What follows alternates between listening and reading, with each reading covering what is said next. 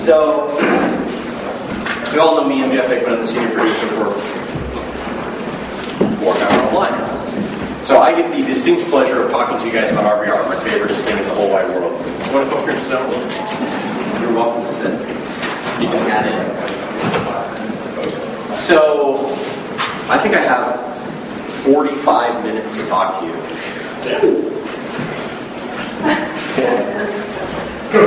I could actually talk to you for days about RVR, truly. If any of you have ever actually sat down and talked to me, you know that I love to talk about this stuff. The hard part is when I only have like 45 minutes, I can either go really short or really, really long. I'm going to try to keep it as short as I can because what I really want to do is get questions from you guys.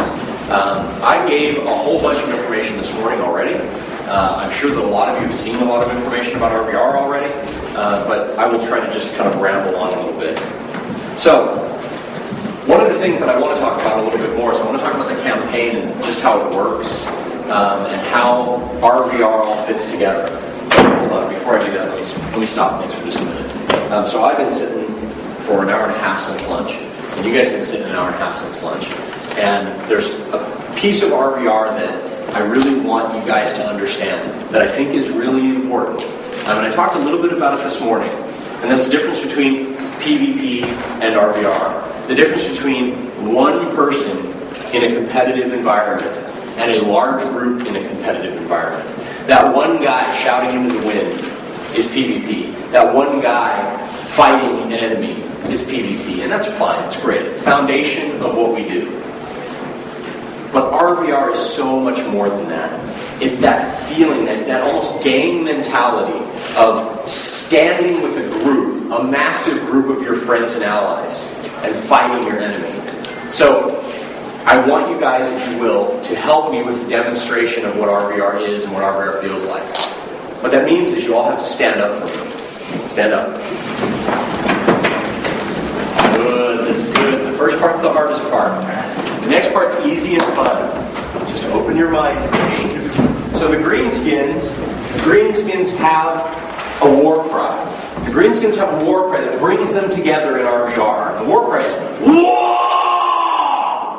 Like that. So I want you guys all to wah with me. I want the people downstairs to go, "Oh my God, they're doing the RVR scenario thing again. I can't believe it. All I hear is wah all day long."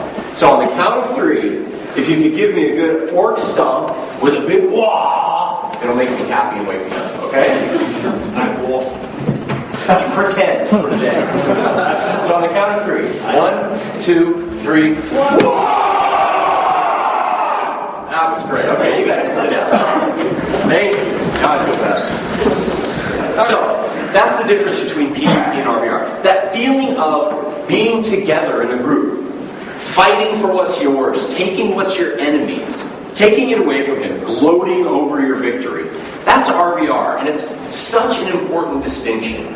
It's really easy to get caught up in that feeling of oh yeah, it's just PvP. I'm going to go and I'm going to kill some other players, and I'm going to get some points for myself. That's not what makes it great. What makes it great is when you get the alert that the enemy is attacking one of your keeps, and everybody in your realm bands together to go and protect it, to defend that keep from the enemy. Not because it's gaining points for themselves, but because it's part of your realm. It's part of the pride of what you're doing. And it's super, super important. Is there sound? Yeah. Wow. So, the way the campaign works, and I said it a little bit this morning, but I want to just kind of dig into it a little bit, is super important. You're literally moving through the world by having victories in PvE and RVR, and doing anything that you do, literally anything that you do, you're gaining these victory points. The players can see how well they're doing in any part of the land, and they can see who owns it, who doesn't own it, who's fighting the best, who's not fighting so well, and you can actually take those pieces of land, pushing the war out ahead of you, taking your enemy's land and pushing them all the way back to the gates of their capital cities.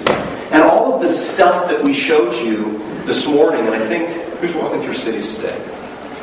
Kate and Josh. So if you haven't seen it yet, you're going to see a bunch of stuff on capital cities, and I think they're going to talk you through this a little bit, but all this stuff that you see in capital cities, all this great, I've unlocked these cool dungeons, I've unlocked these cool places to go. Your enemy wants that stuff. He literally will lay siege to your cities. He'll bring out his ballistas and his trebuchets and his catapults and all his crazy siege equipment. He'll knock down the gates of your cities in an attempt to burn it to the ground. You can literally go into the cities and attack all these beautiful areas, knocking down the gates to the Temple of Sigmar, burning down the houses, kicking open the doors to your enemies' merchant houses and banks and his own private houses, stealing stuff, burning them to the ground, going into the bottom of his cool dungeons, looting them.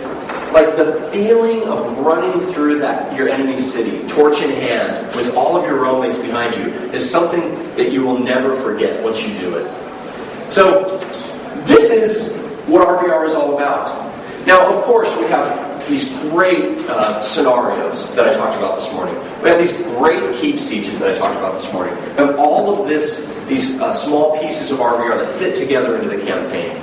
But this is the culminating point. This is the stuff that everybody's out there trying to do, and that we hope is the never-ending struggle between good and bad, between light and dark in our game. So, I can keep going on. Let me see if you have any initial... Can you pause it? Try space again. So let me see if you guys have some initial questions, and from those questions, I'll try to dig into some detail about stuff that you guys maybe don't know. Go ahead. You're putting a lot of power into the hands of the players. What? Repeat the question. You're putting a lot of power into the hands of the players that they're going to act in a certain way, that they're going to take pride in their realm. Is there any way that they can more or less just spoil your fun by not caring about the things that you're That's the problem. Yeah. So, can they not care? I think that we're reinforcing that caring in so many different ways that they can't. I don't think they can't not care, or maybe they can not care, but they'll still participate. If you know what I mean. Like when I say it's all about your realm, or when I say it's mostly about your realm, it is, but you get a lot of stuff for yourself too. Like there's a massive amount of rewards that you get as an RVR player, whether they be loot from RVR, leveling up through experience in RVR, getting renown points in RVR, and therefore renown abilities, renown rewards in RVR. All of those things benefit yourself, as well as benefiting your realm, in a lot of different ways. So, is there the chance that players won't participate? If they're playing our game, they will. If they're not playing our game, they won't. So, I don't know if that answers the question. Aren't you afraid that there will be balancing problems?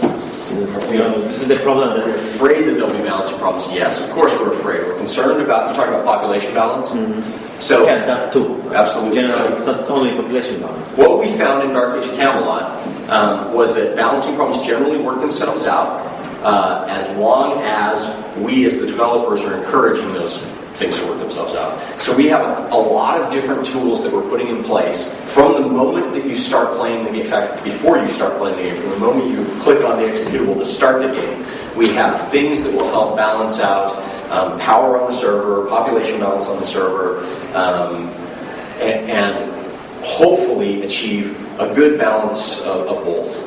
So basically, there is possibility that someone will want to join some server and he won't be able to join just because it's full. So they'll be able to join the servers, but there's a server population cap, and there's actually a realm population cap. So if you try to come in and there's just too many people from your side on, they won't be able to join that at that moment. That's correct. Just like any MMO out there, there's a certain cap to the amount of people we can let on. Sorry.